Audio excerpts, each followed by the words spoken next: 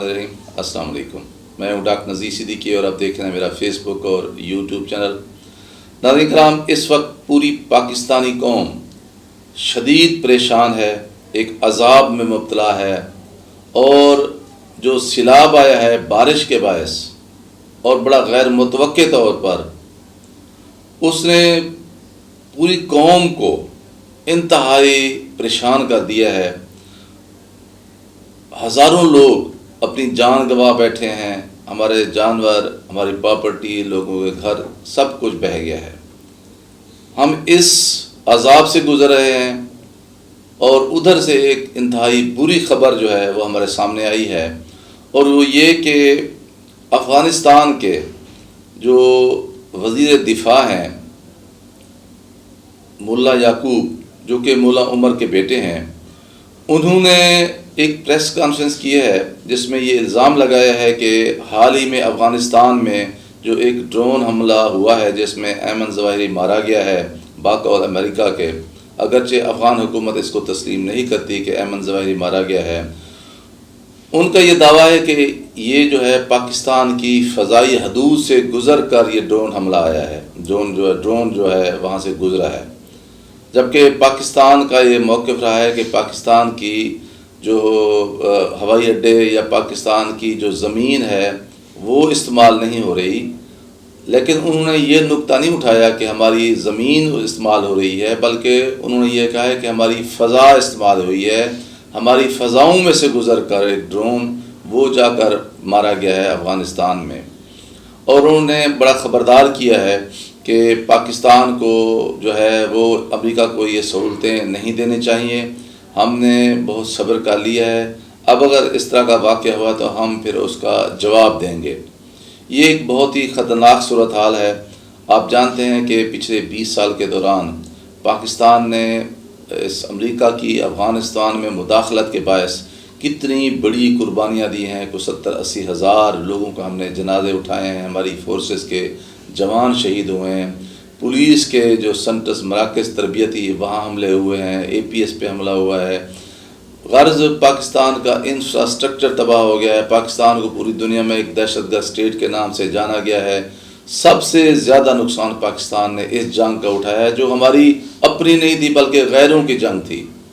हमारा इससे कोई सरोकार ही नहीं था। खुदा खुदा करके अमेरिका वहाँ से निकला है और एक ऐसी हुकूमत आई है जो जिसे वहाँ की अफ़गान जो कौम है उसकी हिमायत हासिल है, और हमारे उनके साथ बहुत अच्छे ताल्लुकात भी रहे हैं। और भारत ने जो साजिश की थी पिछले 10-15 साल के दौरान, वहाँ अरबों डॉलर की सरमायाकारी की थी। तजिया निगार यही कहते थे कि पूरे भारत का जो ये सरमाया था वो भी डूब गया है और उसके जो एसिड से ह्यूमन सोर्सेज थे वो भी ख़त्म हो गए हैं। लेकिन अब आहिस्ता आहिस्ता करके हमारी पॉलिसियों की वजह से अब भारत को दोबारा अफ़गानिस्तान में पाँव जमाने का, कदम जमाने का मौका मिल रहा है।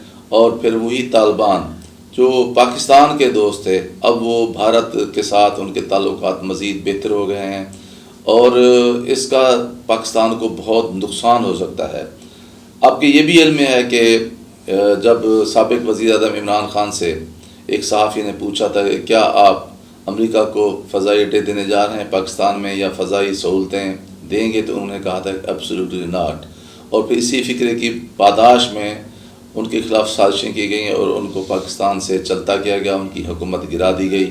और फिर जब ये हुकूमत गिराई गई तो पूरे पाकिस्तान में ये तबसरे और तज़िये हुए, और अब भी जा रहे हैं कि ये जो रिजीम चेंज ऑपरेशन हुआ है अमेरिका ने किया है मकामी हैंडल और सहूलतकारों की मदद से, इसका असल मकसद यही है कि अमेरिका को अफ़गानिस्तान में सहूलतें दी जाएँ, पाकिस्तान से गुज़र कर पाकिस्तान उसको सहूलतें दे ताकि वो अफ़गानिस्तान में बैठ कर चीन के ऊपर निगाह रख सके। अब अगर खुदा न खास्ता ऐसी सूरत हाल है तो ये एक बहुत ही ख़तरनाक बात है। मैं समझता हूँ कि हमारी फॉरेन मिनिस्ट्री को, हमारी ISPR को आगे आकर सूरत हाल को बिल्कुल वाज़े करना चाहिए, क्योंकि पिछले कुछ दिनों से हम ये भी सुन रहे हैं कि जो TTP के लोग हैं वो अब जो साबका हमारा फाटा का इलाका था जो अब मर्ज हो चुका है खैबर पख्तून में, वहाँ वो काफ़ी जो है मुतहरिक हो गए हैं। सवात में भी वो ये लोग देखे गए हैं TTP के लोग। और फिर कुछ अर्सा पहले अफ़गान तालिबान ने TTP और पाकिस्तान की हुकूमत के दरमियान मुज़ाकरात भी करवाए थे। और अगर अब افغان حکومت اور پاکستان کے درمیان کوئی نیا تنازع کھڑا ہو جاتا ہے تو خدشہ یہ ہے کہ افغان طالبان جو ہے وہ پھر ٹی ٹی پی کو استعمال کر کے پاکستان کے اندر ایک نئی دہشت گردی کی لہر کو بھی پیدا کر سکتے ہیں۔ یہ ایک بہت خطرناک بات ہوگی، پاکستانی حکام کو اس کو سمجھنے کی ضرورت ہے کہ پاکستان پہلے بھی اللہ تعالیٰ کے عذاب میں آیا ہوا ہے۔ جو اس وقت ہم جس عذاب سے گزر رہے ہیں، یہ جو سیلاب ہے جسے بہت سارے لوگ جو ہے نا وہ طوفان نوح سے بھی تشبیہ دے رہے ہیں کہ جو حضرت نوح علیہ السلام تھے ان کی قوم نے بھی اسی طرح کے گناہ کیے تھے اور اس کا انجام پوری تاریخ میں اس وقت موجود ہے۔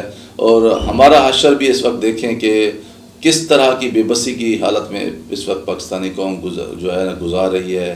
لوگ انتہائی پریشان ہیں، لوگوں کے پاس کھانے کے لیے، پینے کے لیے، پہننے کے لیے کچھ بھی نہیں ہے۔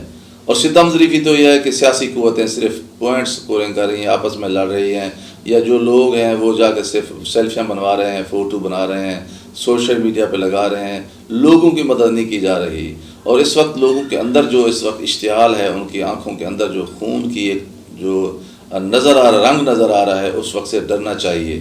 تو میں یہ سمجھتا ہوں کہ جس طرح کا ایک الزام لگایا گیا ہے وزارت دفاع کی طرف سے، جو ان کے انچارج ہیں وہاں مولا یعقوب، تو اس کا جواب دینے کے لیے پاکستانی حکام کو فوری طور پر اس کی تردید کرنی چاہیے، یا جو بھی صورتحال ہے وہ پاکستانی قوم کے سامنے رکھنی چاہیے، ورنہ اس کا بہت زیادہ نقصان ہو سکتا ہے اور پاکستان کے اندر ایک نئی دہشت گردی کی لہر جنم لے سکتی ہے، جس کا پاکستان کم از کم اب متحمل نہیں ہو سکتا۔ کیونکہ ایک تو پاکستان کے اندر سیاسی جو اختلاف یا انتشار ہے وہ ذاتی دشمنی اور عداوت کی شکل اختیار کر چکا ہے، پاکستان کی اقتصادیات کا بٹھا بیٹھ چکا ہے، رہی سی کسر سیلاب نے، طوفان نوح نے وہ پوری کر دی ہے، اور 4-5 ارب ڈالر کا ہمارا یہ مزید نقصان ہو گیا ہے۔ فارن ریزروز ہمارے ختم ہو رہے ہیں، روپیہ جو ہے ڈالر دیکھیں کہ مقابلے میں اس وقت 240 تک پہنچ چکا ہے، اور مہنگائی جو ہے وہ حکومت تسلیم کر رہی ہے کہ اس وقت 48% تک جا چکی ہے۔ یہ کرونا میں بھی اس طرح کی صورتحال نہیں تھی۔